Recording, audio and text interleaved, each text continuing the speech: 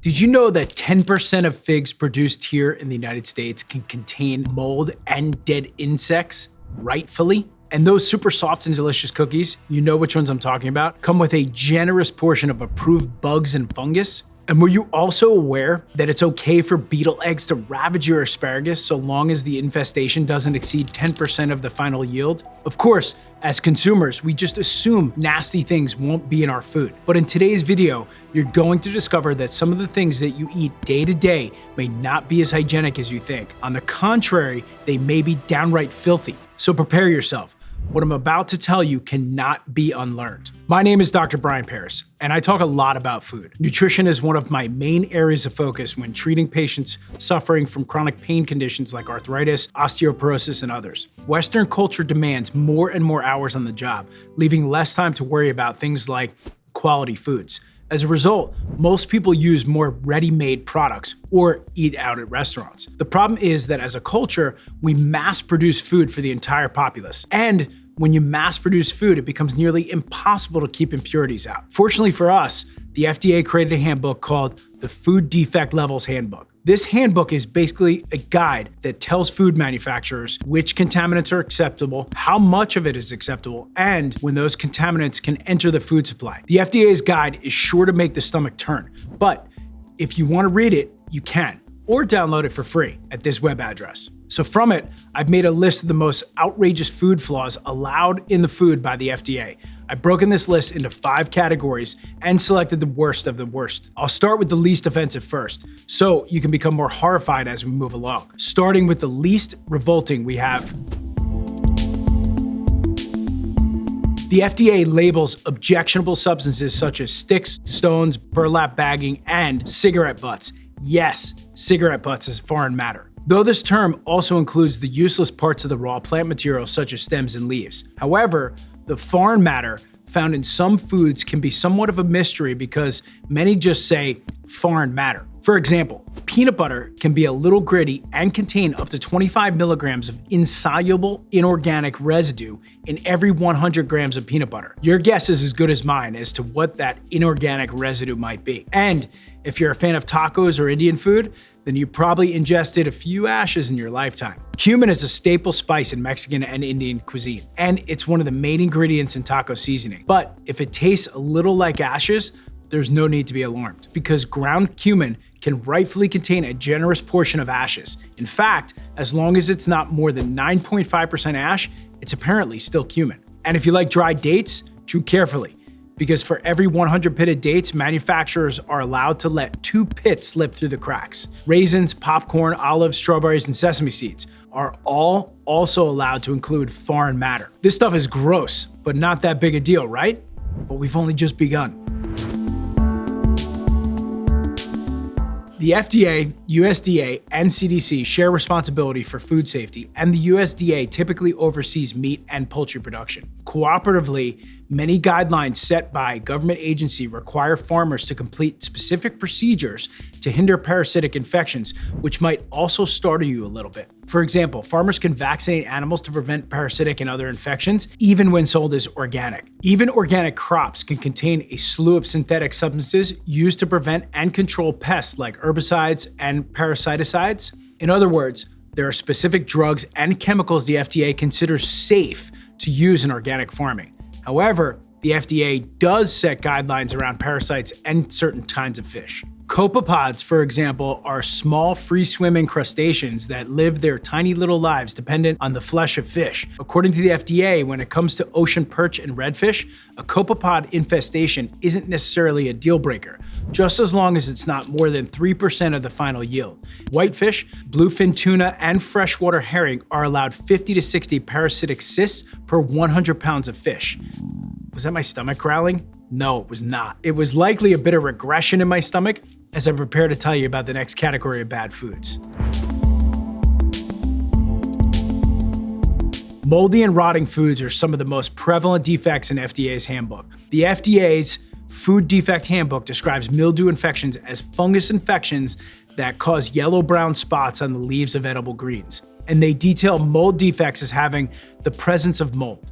Rancid foods are characterized as a condition where a product has a disagreeable odor or taste of decomposed oils or fats. And rotting foods are visibly decomposed plant tissues, usually discolored with disagreeable odor and taste. The handbook even goes as far as to detail the plant tissues have been invaded. Yes, it actually says invaded, and are being digested by microorganisms, including mold, bacteria, and yeast.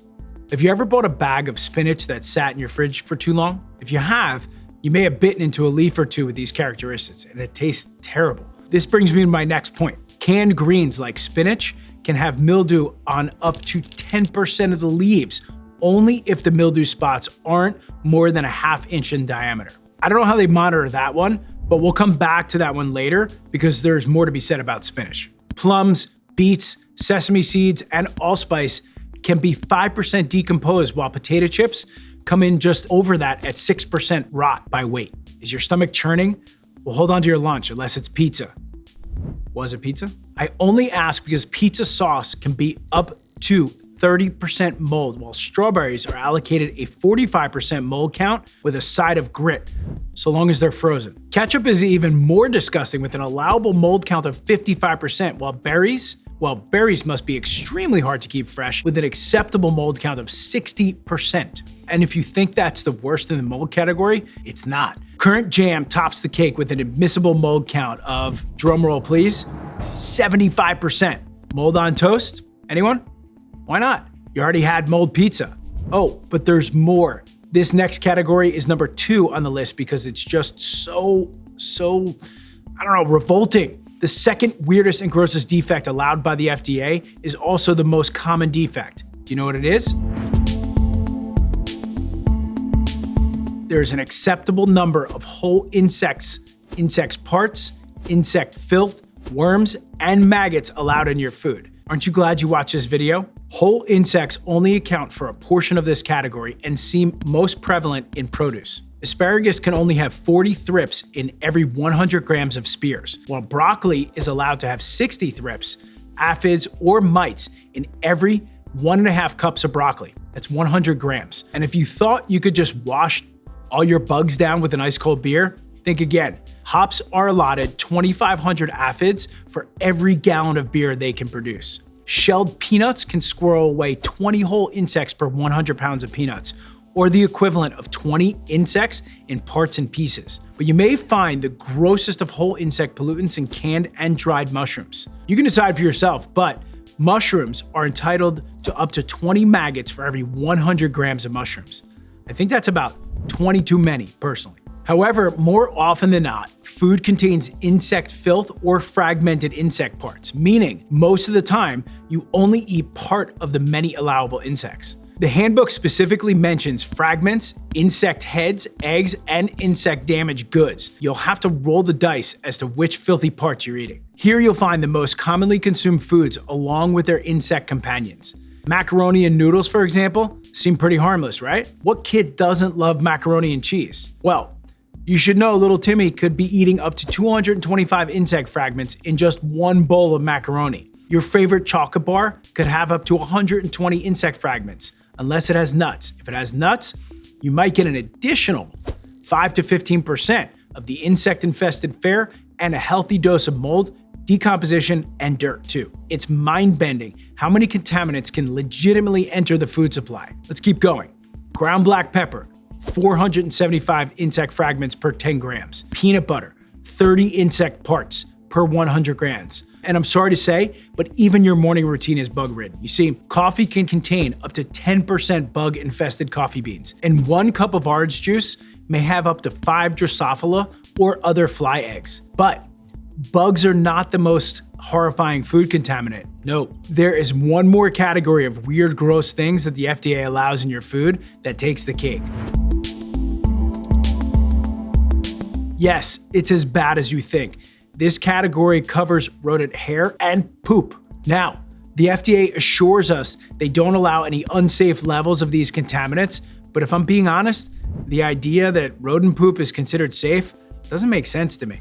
So let's get into it. Some foods aren't quite as bad as others. For example, chocolate and peanut butter are only allowed 1 hair per 100 grams, which equates to about half of a chocolate bar. Others, like the bowl of mac and cheese I mentioned earlier, might also have 4.5 animal hairs per bowl. I'm so glad they drew the line before 5 hairs, which would be outrageous. Popcorn's interesting. It's allowed 2 hairs per pound of kernels, but only if the kernels are not already gnawed on. If they are, that's all the rodent action these kernels get. Popcorn is also allowed to have 1 poop pellet to go along with the gnawed kernels and hair. But bay leaves can only contain up to 1 milligram of feces per pound after being processed, while cayenne pepper pods are the same without preference to when it enters the food supply. However, whole ginger can have 3 milligrams of excreta per pound, but that's much less than the excreta levels permitted in coca beans, which is 10 milligrams per pound. It's important to also mention that foods can have multiple defects. Remember the mildew-ridden spinach? You should know that just 1 can of spinach may also be infested with up to 25 aphids, thrips, or mites, or 1 larva, spinach worm caterpillar, or leaf miner of any size. So moldy and bug infested? Check. And whole pitted dates, which as we learned can contain pits, may simultaneously be up to 10% moldy, have dead insects and dirt in them, or be rotten. That was a whole lot of nasty. And in all seriousness, this video is only meant for good, albeit gross, fun. The FDA clearly states that these are unavoidable contaminants and that there is no danger in eating these things. So maybe we shouldn't overthink them, or perhaps we should. Eating fresh and local foods may help you avoid many of these vile food additives. You can visit your local farmer's market or learn to grow some of your fruits and vegetables for starters. Everyone can benefit from a garden. Of course, certain unwanted things are inevitably going to get into your food, but taking more responsibility for the foods you eat is also valuable in other ways. They are certainly much healthier. So that's it. I hope you enjoyed the video. And if you like this one, be sure to check out some of my other videos too. And don't forget to like and subscribe so you can get notified when I post new videos just like this one. Take care.